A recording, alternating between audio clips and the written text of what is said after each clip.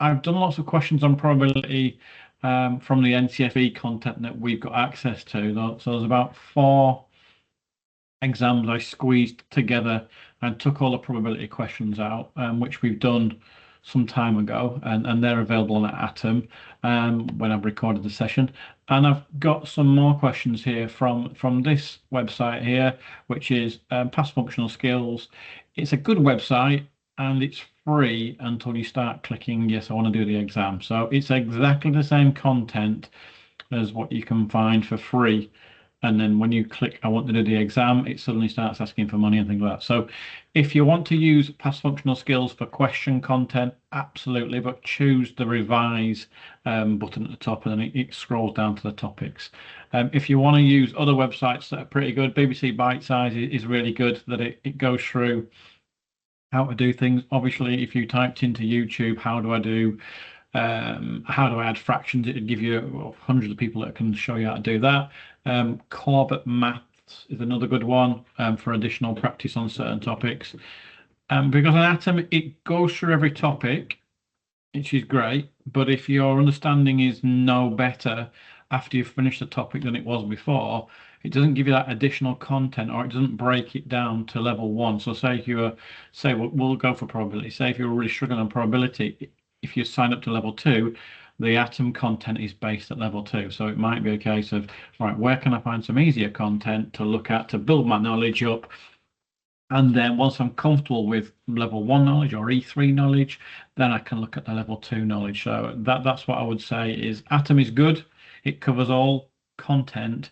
However, if you need additional knowledge to scaffold what you already know, then there's loads of sites out there. Just give me a shout, or you can book in a one-to-one with me and we can go through stuff. Right. George rolls a standard dice. So what I'm going to do, I'm going to write on this screen. Hopefully you can see it. I'm sharing. George rolled a standard 6-sided dice. What is the probability he rolls an even number? I'm not going to draw a dice, but I will go 1, 2, 3, 4, 5, 6. So there's numbers, what the 6 on a dice. Obviously, it's based on dots, not numbers. An even number, we've got 1, 2, 3. So the probability he rolls an even number is 3 in 6. What I would say is in an exam with probability, unless it says simplify it, don't. So if it says simplify, so we can simplify that, and that'll be, we can divide them both by 3. So that's 1 in 2. But it doesn't say that. So we're going to keep it as he's got 3 chances, 1, 2, 3, in 6 sides of a dice. So we keep it at 3 chances in 6, unless it says simplify it. What is the chance he rolls an odd number? Well, it's exactly the same, because if I scroll back up, we've got 1, 2, 3. So even, odd is exactly the same. 3 chances in 6. Again, don't simplify. What is a probability he rolls a square number? So that's not a case of you having to do any math here. It's a case of understanding what is a square number. So we've got a square number, something that's times by itself. So 1 times 1 equals 1. 2 times 2 equals 4. 3 times 3, and so on, equals 9. So a square number. So on a dice, we've got 1, 2, 3, 4, 5, and 6. So the chance of him rolling a square number, we said that 1 times 1 is 1, and we said that 2 times 2 is 4. 3 times 3 goes off the dice, so we don't have that option available. So on this occasion, we've got 2 chances in 6. It doesn't say simplify, but if it did, we can see that we can divide both of those numbers by 2, and that becomes 1 in 3. But if it doesn't say it, don't do it. If you do it when it doesn't say it, the chances are you'll still get the mark. But if you continue doing it in the exam where it's not asking to simplify, they might not say, oh, you don't deserve the accuracy mark because you're continually doing it. But if it's just an odd question where you've done that, then they will still give you the mark. But yeah, if it doesn't say it, don't do it. Or if it does say do it and you don't do it, you definitely won't get the mark. Okay, question 2. Jill is selling 20 t-shirts, 5 blue, 8 white, and 3 red. The rest are black. What is the probability of choosing a red shirt at random? So that question there, to me, it's giving you a little bit of, it's giving you all the information. So we've got, and with the exams, it'll always tell you a story. So 20 altogether. We've got 5 blue. We've got 8 white. We've got 3 red. And the rest are black. But if we needed to know that, we can just add these numbers up. So 5 add 8 is 13. Add another 3 is 16. So we know that there's 4. I'm gonna say, oh no, I thought yeah, blue. So I was gonna write some B and L, but then I figured I can't. Okay. So that's all the information. What is the probability of choosing a red t-shirt at random? Well, we've got 20 chances because there's 20 t-shirts, and we've only got 3 red ones. So that's the final answer. So that information where it says the rest are black wasn't needed yet. It wasn't needed. It's just a case of that's the question. It's kind of building up a picture for you. 2B, what is the probability of choosing a black or a white t-shirt at random? So this is where we did need that information. So we can see that we got, I'll put B here actually, black equals 4, and then white equals 8. Did it say 8? 8. So 4 add 8 equals 12, and we've still got 20 t-shirts.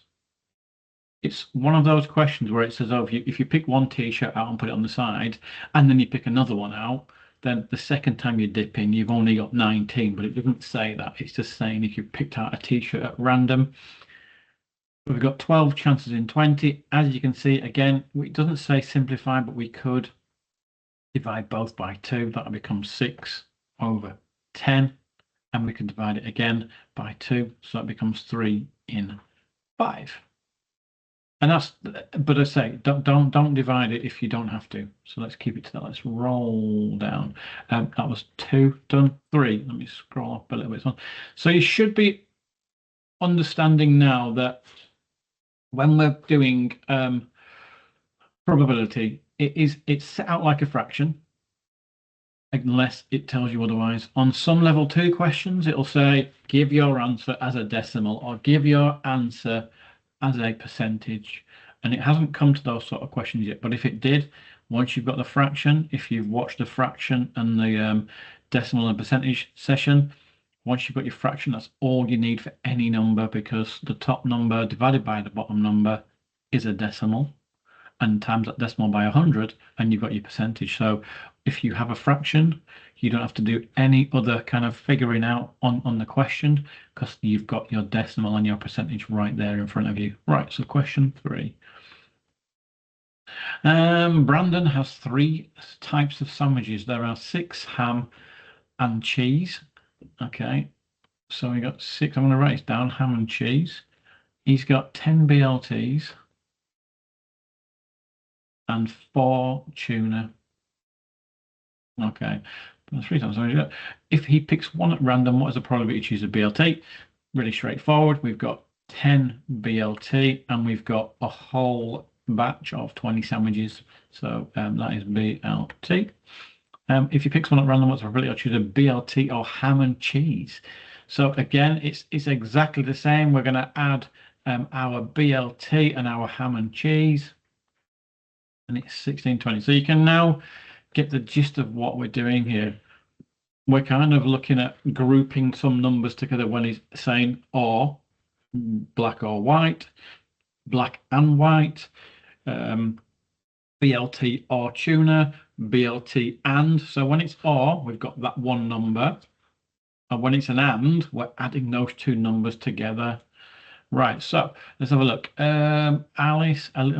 Alicia has a box. Do you get a box of puppies? Okay, that sounds a bit strange, but let's go for it.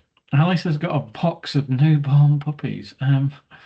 Just sounds a little bit like you got a little box. Alicia has approximately 1 puppies, 3 black Labradors. Okay, so they're all Labradors. Okay, so not got like random ones. So we've got 3 black Labs. We've got 4 chocolate Labs, and a golden retriever.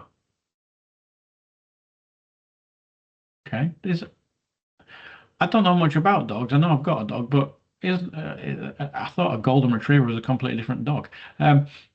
Okay, and then she's got and 1 golden retriever. Okay, what is the probability she chooses a black Labrador? Well, we've got black Labrador, we've got 3 chances, and we've got, add the numbers up, 8. Okay, so that's a black lab. And then we've got, what is the probability she chooses the golden retriever?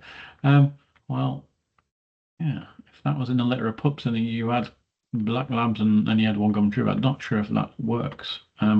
Golden retriever.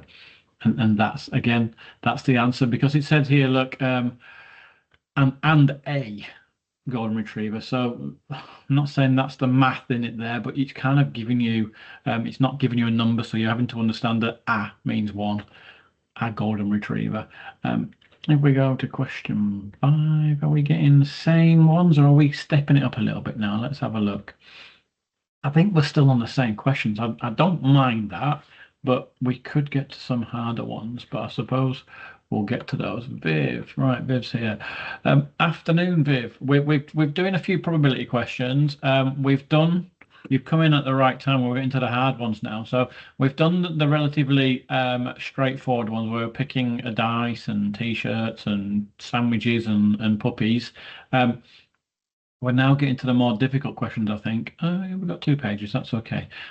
So again, if you have any questions or queries of how I work things out, please just shout.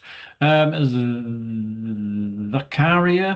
I'm not very good with names. Zakaria has a bag containing 30 red marbles. So I'm going to write this down straight away. So red marbles, 10 blue. She reaches in and grabs a marble at random. What is the probability it's going to be a red marble? Well, we've got 40 altogether, and she wants a red marble. Again, it doesn't say simplify, but if it did, we could divide both by 10 and we'd have 3/4.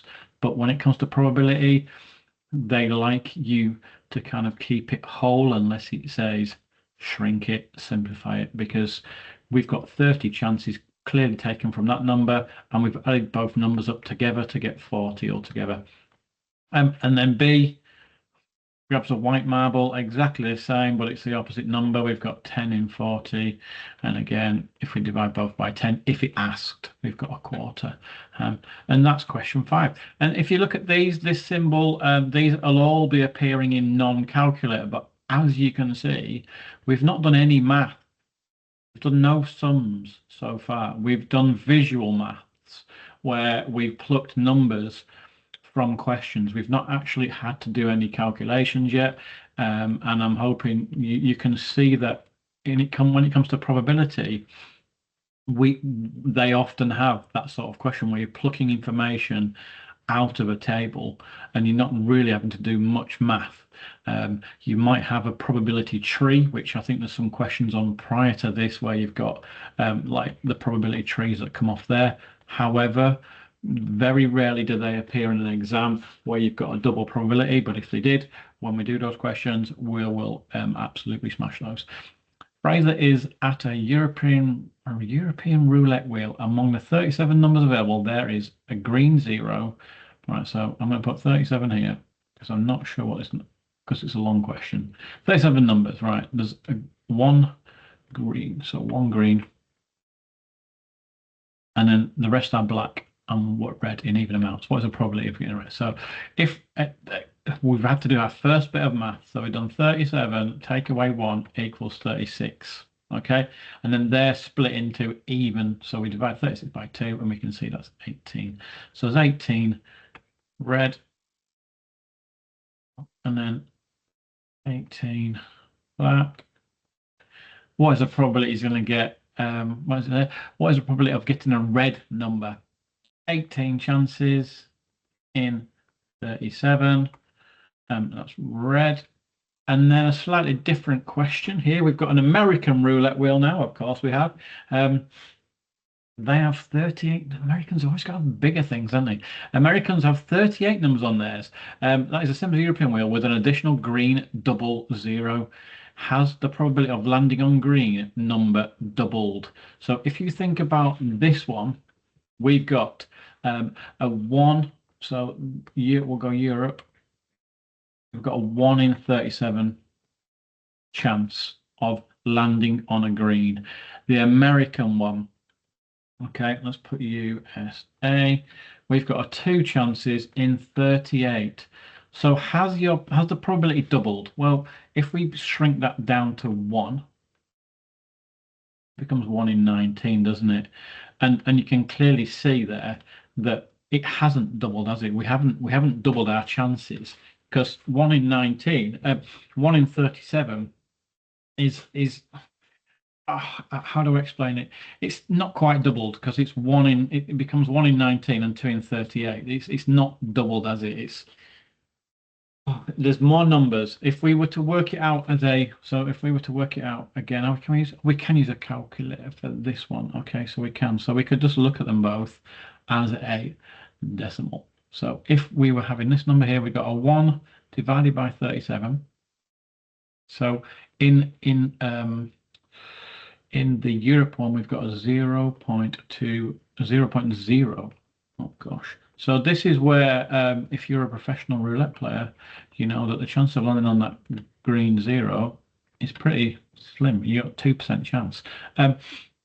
We've got a 2 divided by 38. So can we see if this is 0?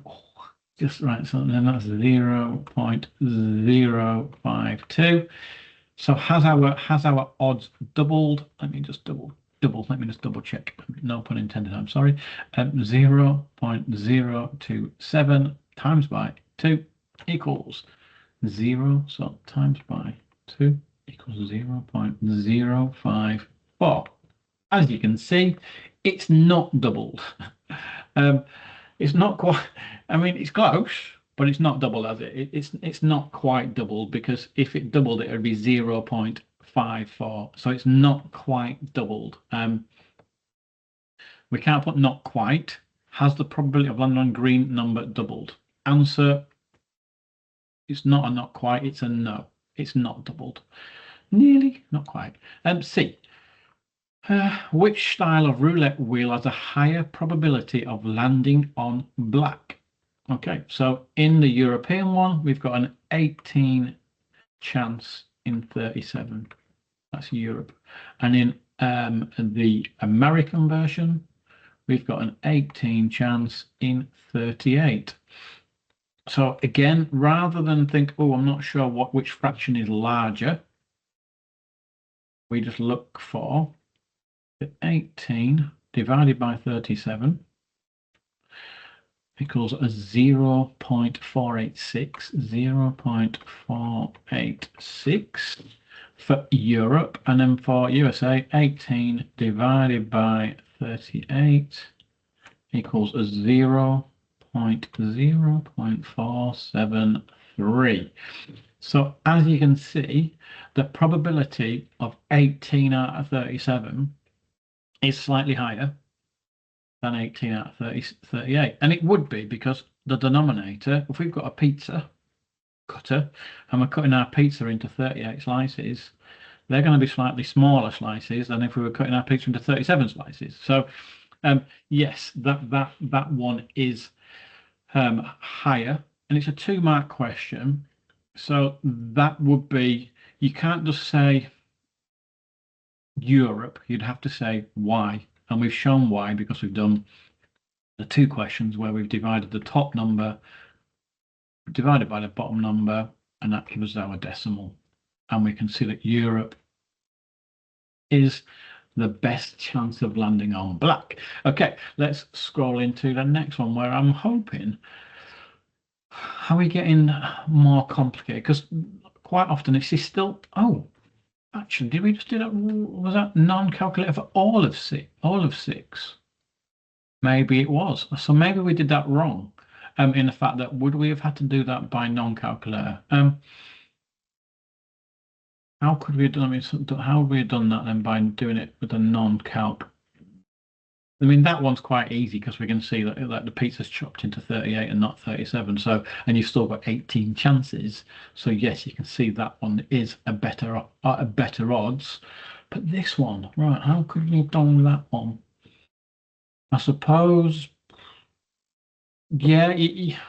If we're looking at those two numbers, 37 and then 2 in 38.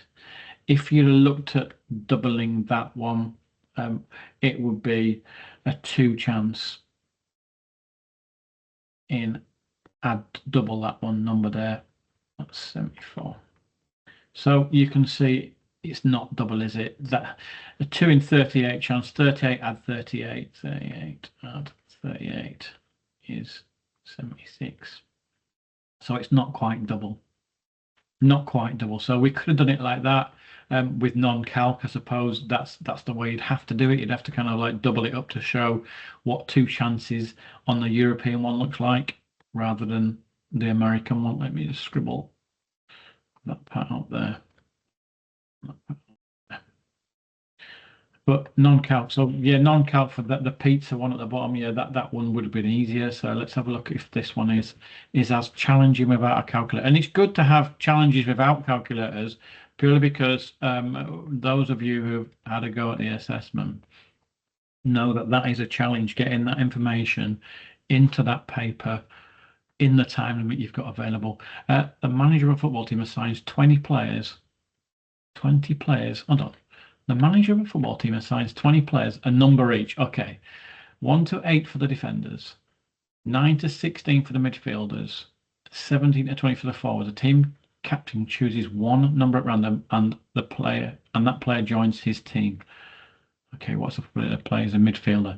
I'm not going to write, I am actually going to write 1. Right, so 1, 2, 3, 4, 5, 6, 7, 8. We know that is 8. Okay, then we've got 9, 10, 11, 12, 13, 14, 15, 16. Oops, that's 6 and that's another 8. Okay, then we've got 17, 18, 19, 20. Okay, that's 4. So we've got 20 players. Okay, so that's our bottom number. But then he says here, what is the probability that the player is going to be a midfielder? And it says there the midfield numbers are for 9 to 16. That's this group. That's 8 out of 20. It doesn't say shrink it, so I'm not. So that's mid. And then what is the probability that this choice is the forward? So forward, and that is these numbers here, 4 out of 20. So the difficult math part in that one isn't difficult. It's just understanding the frequency. So we've got 9, 10, 11, 12, 13, 14, 15, 16, how many numbers occur in that sequence. Likewise, 17, 18, 19, 20. Hence why I wrote it down so we can visually see that, again, there's no math involved in that one. Right, here we go. Now we're cooking. So we are getting questions now. Again, non-calc, so this could be good. Let's have a look at what we've got. Poppy is flying from London to Madrid. She arrives with 9 center seats. Okay, she arrives with 9 center seats, 3 window seats, and 3 aisle seats available. When she reaches the desk, she is given a seat at random. Express the probability that she does not have a center seat.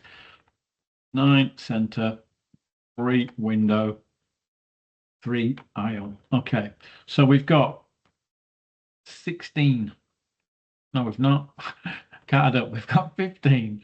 9 add 3 add 3 is 15, just to be sure.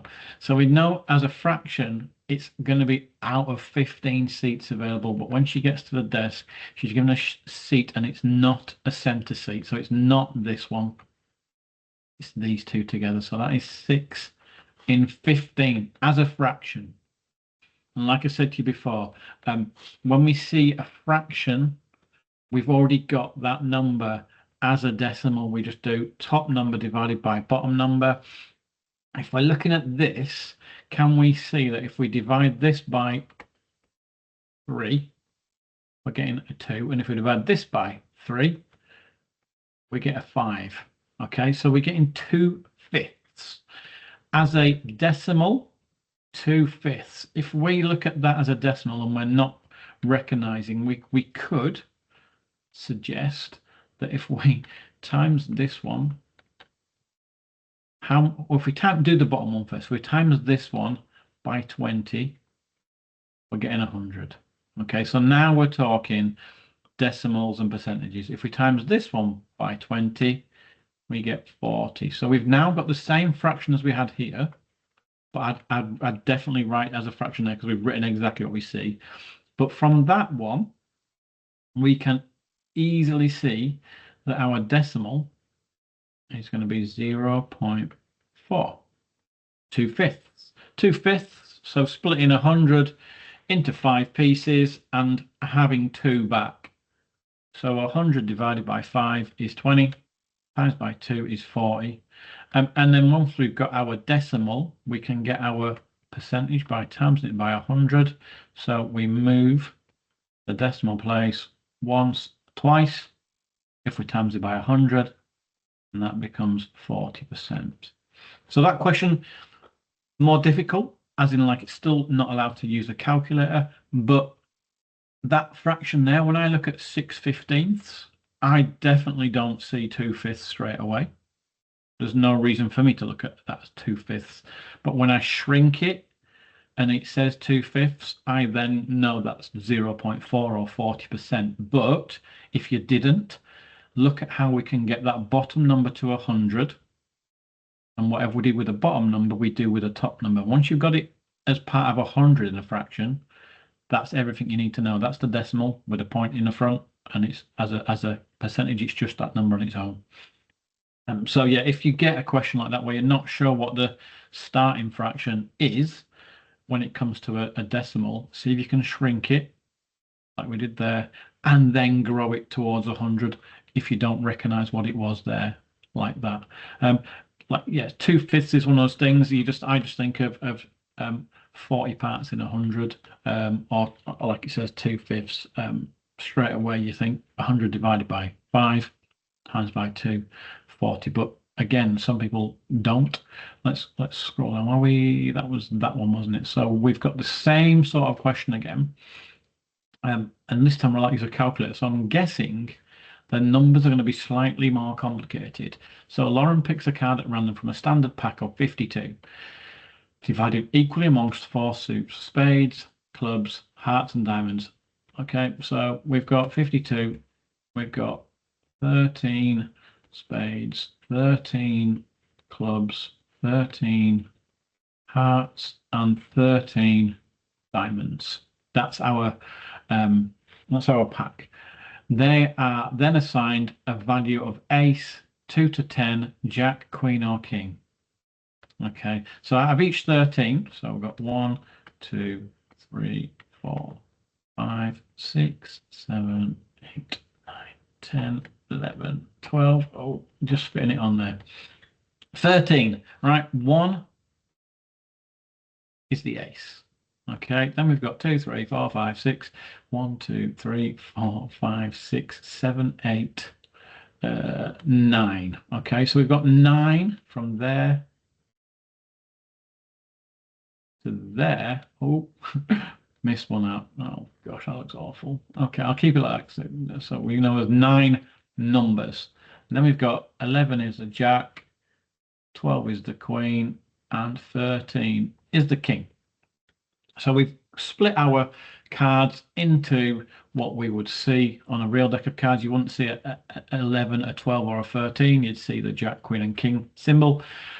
What is the probability she picks a card, a picture card, a jack, a queen, or a king? So in one suit, it's not saying an ace, it's in one suit, we've got a 3 chance in hearts, 3 in diamonds, 3 in clubs, and 3 in spades. So 3, 6, 9, 12. We've got 12 chances, and it's still out of that full deck of 52. That's how I do it. If you were, because you know that every suit's the same. So if you just did one suit, that could be any of the suits. It's just that times by 4. Hence 1 for each suit. We could have done 3 times 4, and that would be the answer for that. 12 out of 52. Again, don't have to simplify, but if you did, we can go 3 and 13. What is the probability she chooses a spade? Okay, so spade, we've got a whole lot of suits. We've already done it here, like we broke it down above, so we know that she's got a 13 chance in 52. It doesn't say a number card or an ace, so it's the whole suit, 13 in 52, or if we were to break it down, 1/4, because we know that all 4 suits are the same, all 13 cards, so we know that 52 divides by 13 because it's 4 times there. So visually, probability sometimes helps. Like if I just looked at that now and I'm watching the recording back, I'm like, what is Steve talking about? What's SCH? You don't know, but when I'm making my own notes for my math and I'm working out the numbers, what it actually represents doesn't really make a lot of difference. We've always got groups of numbers we're working with, whether it be sandwiches, a dice, rainy days, sunny days, number of red cars in a car park. It makes no difference. Visually, I like to always do my spiders so I know what is what for each group of numbers. I think this is the last question. Okay, let's go. A 10, question 10. Let's have a look. The probability of Jane and her partner winning a tennis match is 0.6. What is the probability they don't? So this, had we have done the probability tree session before this, we'd get that straight away. So the probability tree means basically you've got an option of something happening and an option of it not happening, but both those added together must equal 1, have to equal 1. And it says there that the top one is 0.6 of, and then going to winning. So winning is 0.6. Okay. Do you want to, hold on, my dog might want to, do you want to go out? 1 second. She's good like that. She's on them bells. I see some dogs have like a bell at the back door, but then I have to go right over there. So a 0.6 chance of winning. If both those numbers have to add up to 1, we've got a 0.4 chance of losing. So probably don't win the match. It's asking us now as a decimal. We can clearly say that 0.4 is the missing number. If we were to write that as a fraction, we could say 4 in 10. Shrink it again, we could say 2 in 5. Or if we had a percentage like we did above, and we had to say the same numbers, it'd be 40%. But it's not asked us that, it's asked us to work it out as part of the tree. So it's 0.4. Let's scroll down. 10. Assuming the probability of winning a match, right? Assuming the probability of winning a match is independent of all of the results, what is the probability that they win 3 games out of 3? Okay, this is where we're getting good. So this is now, after all those questions that we've gone through, I'm saying some of them would be pitched at level 2, especially the ones where we're having to use a calculator generally. But this question here, we've got a probability tree. Okay, 0.6, 0.6, 0.4, sorry, 0.4, and then we've got another match, 0.6 and 0.4, and then we've got another match, 0.6 and 0.4. So if they win 3 games out of 3, so the winning match is independent. What is the probability that they win 3 games out of 3? So we've got match 1, 0.3. No, 0.6. What am I doing? And then we've got match 2. We don't add it. We have to multiply it because there's a chance they might lose it, but it's not. There's a chance there. So when we're doing multiple occurrences, we are timesing them together, and then third probability 0.6. It's a calculator paper, so we can absolutely say in our head 6 times 6 times 6 and then put the decimal places in there, or we can use a calculator just to be sure. 0.6 times 0.6 times 0.6, and we've got 0.216 chances that they win all 3 matches, and that's where that definitely would be a level 2 sort of question where you've got multiple outcomes of one, of kind of a build-up of one tree. A spinner, is that on now? Yeah, a spinner has a probability of landing on 1. Right, a spinner has the probability of landing on 1 with a probability of 0.3. Right, a spinner has the probability of landing on 1. Right, so we've got a spinner. Right, landing on 1 equals 0.3.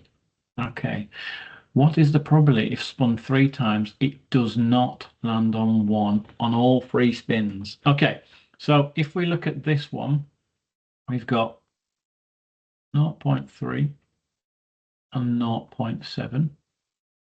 Okay, then we've got not all 3 times. Okay, then we've got 0.3 and 0.7 for the second one, and then we've got 0.3 and 0.7. So if we look at this question here, it doesn't. It's spun 3 times. It does not land on 1 on all 3 spins. Am I thinking that? My brain's telling me that. Is it telling me there it's not going to land on 1 on any of them? Or is it saying I can land on 1 the first time and not the second and third time? I'm a bit torn on this question. What is the probability that it does not land on 1 on all 3 spins? Okay, it's still not clear. Those 2 words there are just a little bit grey for me. I'm thinking it doesn't land on 1 on the first spin. It doesn't land on 1 on the second spin, and it doesn't land on 1 on the third spin. So I'm thinking it's 0.7 times 0.7 times 0.7, but I'm not sure. If it is the other way, so let's go 0.7, so times 0.7 times 0.7, 0.343. So if it was that, we've not landed on 1 on any of those occurrences. Okay, so if it wasn't that and it was this other way, we could see that it lands on 1 on 1 occasion, so 0.3, and then it doesn't land on 1, and then it doesn't land on 1. Okay, so we've got 1 occurrence of it landing on 1. If it's asking me again 0.3, it lands on 1 on the second occasion or 1 occasion, but it doesn't land on 1 on the third occasion. We've now got 2 different numbers here that we have to put in there. So let's go 0.3 times 0.3 times 0.7. So we know, have I just done that right? 9 times 3 is 0.63. I'm thinking that didn't look right. And 0.63, and then we've got 0.3 times what got that in there? 0.3 times times what is going on? It's because it's not right. 0.3 times 0.7 times 0.7 equals 0.147. So we've got 2 different methods here where we can see, again, I'm not sure what the question, if the question is asking you is this way. If it's spun 3 times, on 1 on 3 occasions. So if it does 1 on the first occasion, then not 1, then not 1, that's the outcome. If it lands on 1, then 1, then not 1, as in like 1 occasion, it lands on not 1, then it's those 2. And then, because we've got 2 separate, what do you want to call it, 2 different outcomes, we are literally going to add, and that's why I wrote them both like this. We're going to add both these together. So we've got 0, 1, 6 add 4 is 10, add our spare 1 is 1, and then we've got a 1 and a 1. So we can see now that if it was asking us the different, what are you going to call it, a different sequence we can get, we'll be looking at that number there. I think it's asking that one. Because it's not telling you the hidden clue there, it's not actually telling us what the number of not landing on 1 is. So you're kind of having to work out your tree first. That's what it is. Okay. If I mean, tomorrow's back to 4, as is Friday. The 5 o'clock session on a Wednesday has been, I think I've had 3 on both occasions, so I'm happy to continue it. I was just trialing it to see if it worked, because 4 sometimes a little bit early for some people. 5 sometimes people are, doing a rush around or a shop, or starting to cook. But it seems to work. I'm happy with that. There is a possibility of potentially a Saturday session happening in the near future. I just need to figure out if I can kind of start later one day and do a Saturday, or finish early one day and do a Saturday, or whether I'm going to do the Saturday as an additional session. I'm not sure yet. If you're coming tomorrow, then we can look at another topic. If you've got any ideas or topics you want me to cover, then please just ask me. Sorry, the dog's back again now. Oh, well, right, she's in now. But other than that, I'll stop. No, she must be hungry. She's giving me the headbutt now. I'm going to stop the recording, and I'll stop sharing.